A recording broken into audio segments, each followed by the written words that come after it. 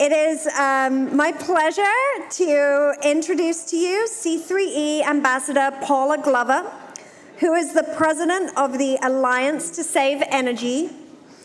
Paula will introduce this year's C3E Lifetime Achievement Awardee, Rose McKinney-James, and she will be joined by Tamaya Dickinson, a partner at Ernst & Young. Paula, over to you.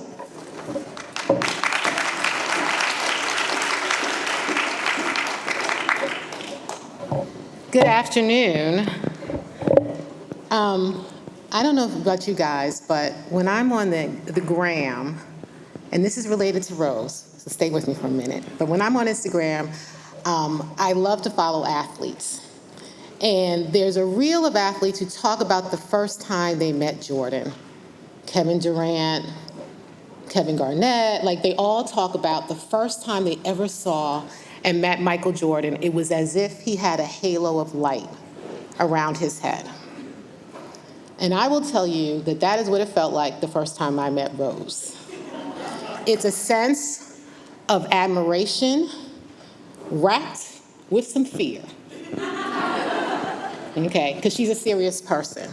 And so it's a real joy and an honor for me to recognize my friend, my mentor, and my former board chair, Rose McKinney-James. I've had the pleasure to work around with Rose in many capacities over the years. And I can tell you that there is not a person more deserving of this recognition than Rose. Because what we know about lifetime achievement are two things. One, we don't award a lifetime achievement after the person is gone. But that to achieve something during a course of your life, it is talking about the consistency by which you live and by which we interact with you, right? A lifetime achievement isn't just, I did great with one person or one set of people. I was kind to one person or one set of people. A lifetime achievement says, this is who I am. Very much what we heard earlier this morning with Under Secretary Richmond when she answered the question, she said to the young lady, know your values first, be sure of your values first, and then you move forward to your career. And when I heard that, I thought, well, I know you're talking about Rose, because over the course of her career, she's shaped energy policy. She has brought renewables and sustainable solutions to the forefront, not just at a local level, but nationally. She's always understood the importance of ensuring these advancements reach everyone, particularly those who are underserved. And her work has made a difference in a myriad of ways. And it's driven by an unwavering belief that clean energy can and should be inclusive. And I will tell you, in my time as the CEO of ABE, Rose was always there to remind us, hey, there's another sector that you are ignoring and it's important. And we appreciated that. But beyond her accomplishments, what stands out most about Rose, and I can say this from personal experience, is her heart for mentorship. She's one of those rare leaders who doesn't just open doors, but makes sure others feel empowered to work through them. Right? So not just opening it, but giving us the confidence and the courage to know that that door is ours to walk through as well. When I was president and CEO of ABE, Rose, as my board chair, had my back, pushed me forward, challenged me to lead with strength and conviction. And Rose, your steady presence and support have meant so much to me. And while in previous times, Rose has described me as tenacious and unwavering, I don't think she really realized that I learned those things from her, and that I am your mirror in that way. But most important, what Rose taught me about leadership is that leadership means sometimes you make really hard decisions. Decisions that have to be made and that should not be pushed on to the next person because you are afraid of how people will react. That was a lifelong lesson that I cannot thank you enough for. So as is a tradition with this award, while you've been hearing from what I think about Rose and her service, and as a woman who mentors many of us and will probably continue to do so, we're going to hear from one of Rose's mentees, Tamaya Dickerson. And Rose chose Tamaya. And what I love about it is that even though Tamaya does not come from clean energy, what you know is, as I started before, with a lifetime achievement is not just what you do in a singular place, but in many places. Tamaya is here to share that with us. And so I want to welcome Tamaya to the stage to share her reflections.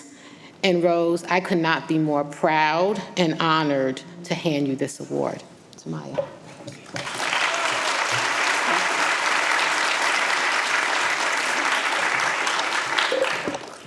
Congratulations, Rose. Today, for all of you, we give our dear sister her flowers, and I am a mentee of Rose. She has taken me under her wing for a number of years now, but I'm not going to talk about that.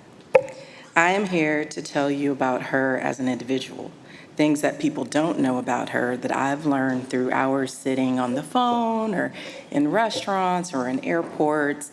And you know, Rose is the most unassuming person. She'll just drop a name like, oh, that time when Harry Reid called me. Or, hey, could you come and say a few words? I got a call from the secretary of the department. So let me tell you guys a little bit about Rose. The first thing to know about Sister Rose, as we'll start with, is that she walks in the way of the Lord. And Paula, it's very interesting because you and I are on theme.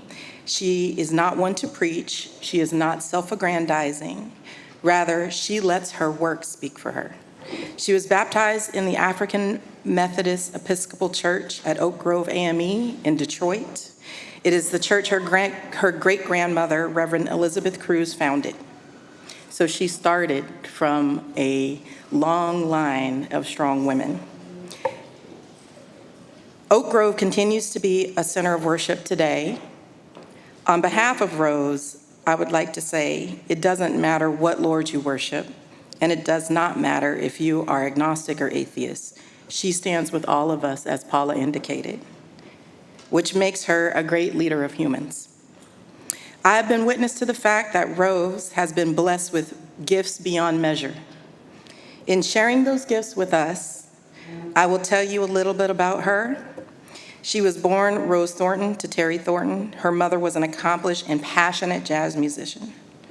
We can enjoy her music on your personal streaming service today. Please look her up. Like many artists, Terry had a wanderlust spirit. She also had great success at the beginning of her career. And toward the end, she won the Felonious Monk Award, solidifying her legacy within the jazz community. Again, Rose comes from a strong, powerful line of women. As a wanderlust musician, her talents took her away often in many directions, and the lifestyle was not suitable for a little baby, so Rose was raised by her grandmother, Bernice Avery, and her grandfather, Robert Avery.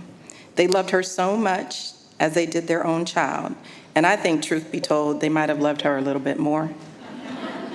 She has two brothers, but we will guess that Rose was the favorite.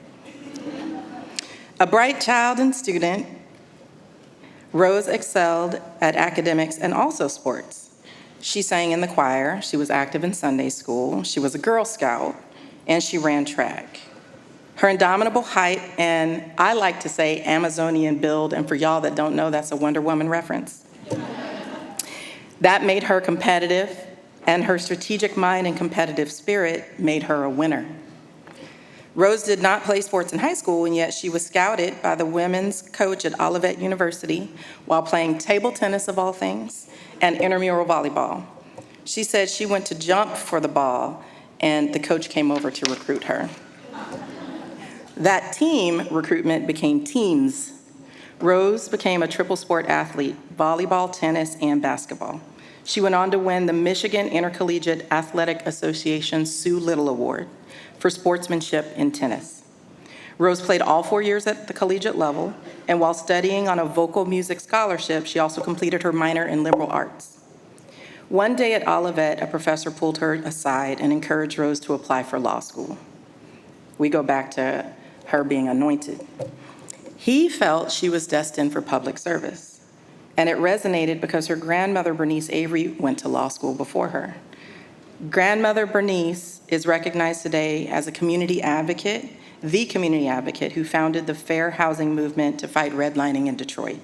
Communities of color live better as a result of her activism.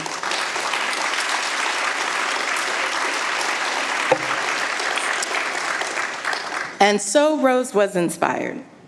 She went on to attend Antioch University Law School. She interned for Congressman Shirley Chisholm, the first Black female presidential candidate, amen. Rose later went to work in the Congresswoman's office. I said congressman, but we're gonna use that too, because you know, to be here today, you have to have a man's energy, so let's just embrace it. She worked in the Congresswoman's office and continued the start into her life in public policy.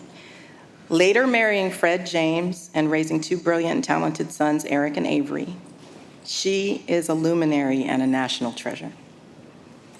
Having benefited from her mentorship and friendship, Rose gives me Maya Angelou and Paul Robeson vibes. She's a lady of the arts, sports, a scholar, the image of regal beauty, a mother, a leader, a mentor, and a dear friend. She's confident, classy, and she will remind you that she is cut from Detroit. Rose, you were born royal and regal, and for the benefit of all of us, our nation, the city of Detroit, and the great state of Nevada, we honor you. Please clap your hands, stomp your feet, and say amen in honor of our sister in worship, Rose McKinney-James.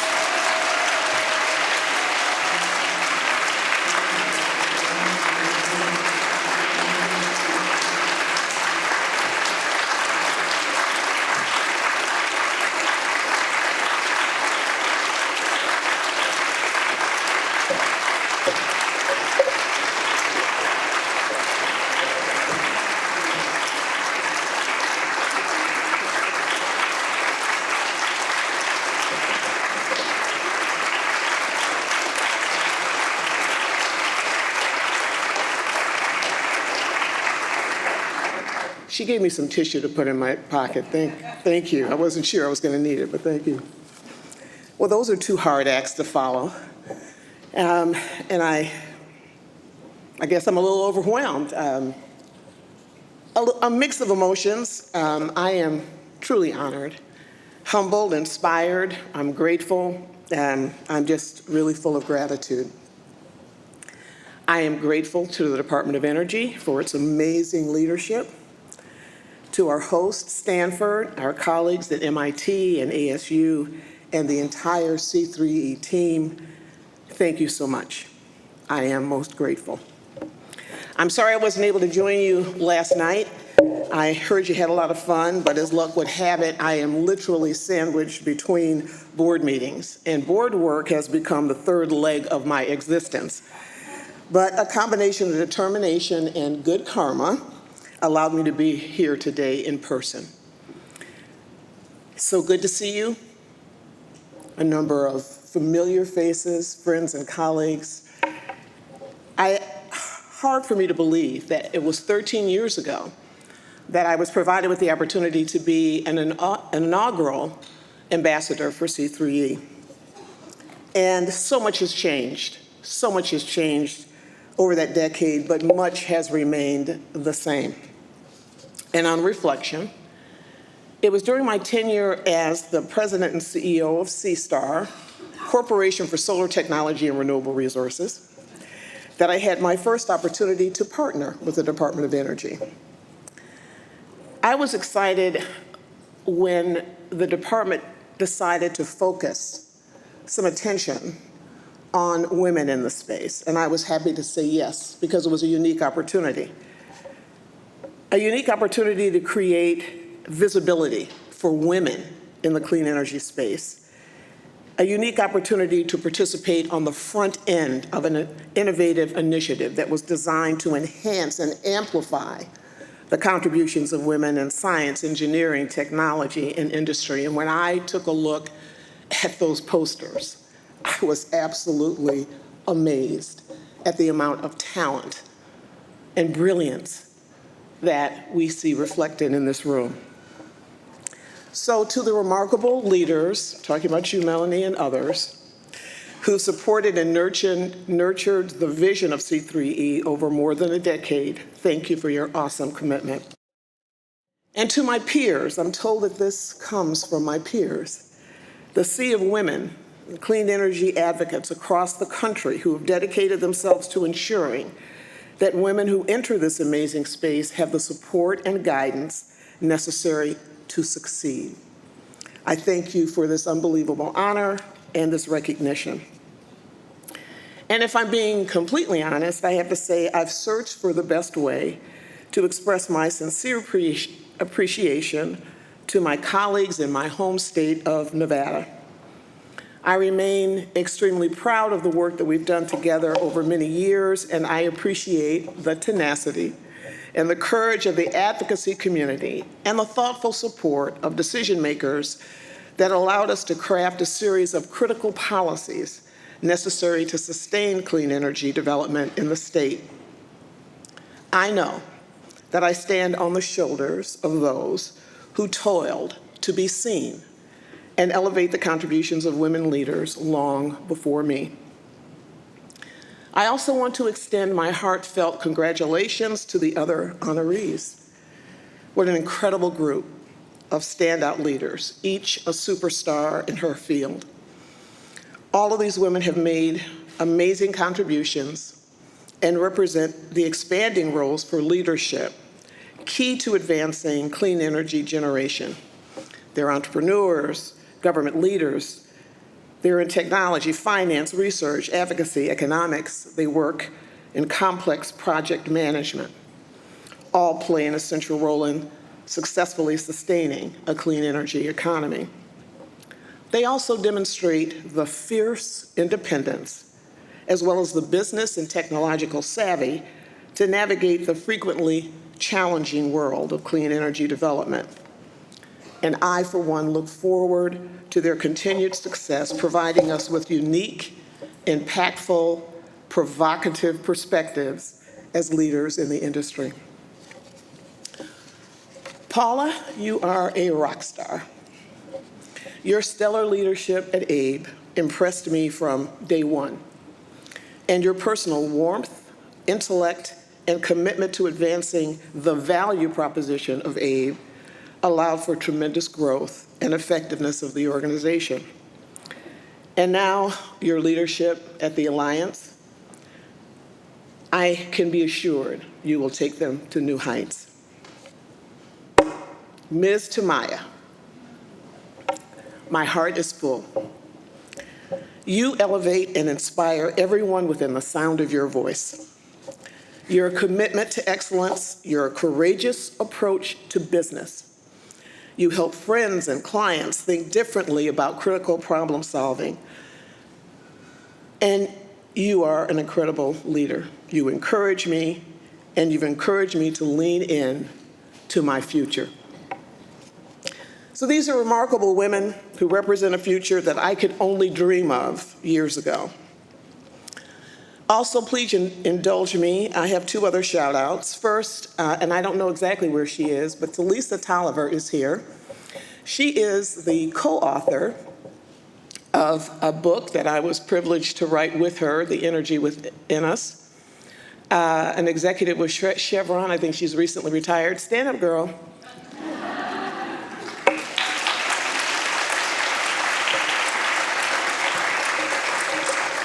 The other person that's here is my son, Avery. He is my super ally, my chief logistics officer, and my favorite road dog. So thank you very much for being here.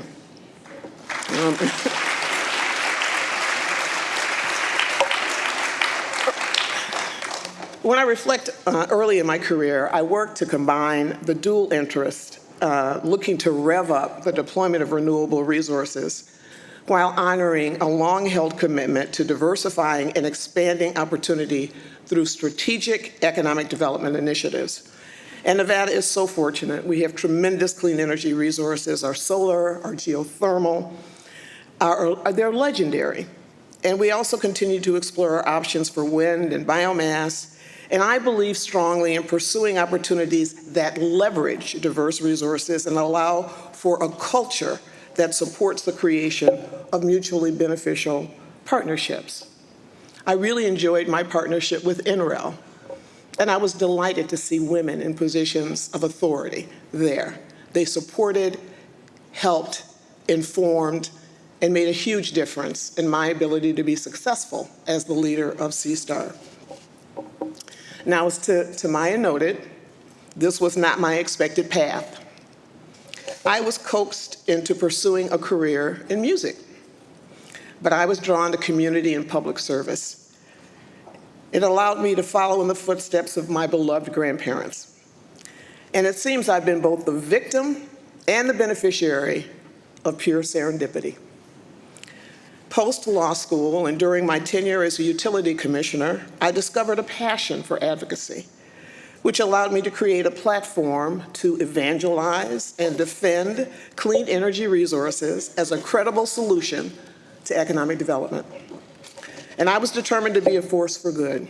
I felt empowered to achieve something unique and meaningful. And I know that nothing happens without securing support, and the collective efforts of others can really make the difference. We all need support, as without thoughtful collaboration, change does not happen, and no one ever, ever achieves anything alone. It was in 1995 that I began this journey in clean energy. I took the reins of C-STAR. I was compelled by curiosity, fueled by an eagerness to effect change, and tempered by the significant number of obstacles and barriers I faced. I was encouraged by Nevada's 2 U.S. senators, both Senator Reid and Senator Bryan, to push the envelope, and I was sustained by a quote often shared by my grandmother from one of her favorite poets, Langston Hughes. And the quote is, "The only way to get a thing done is to start to do it. Then keep on doing it.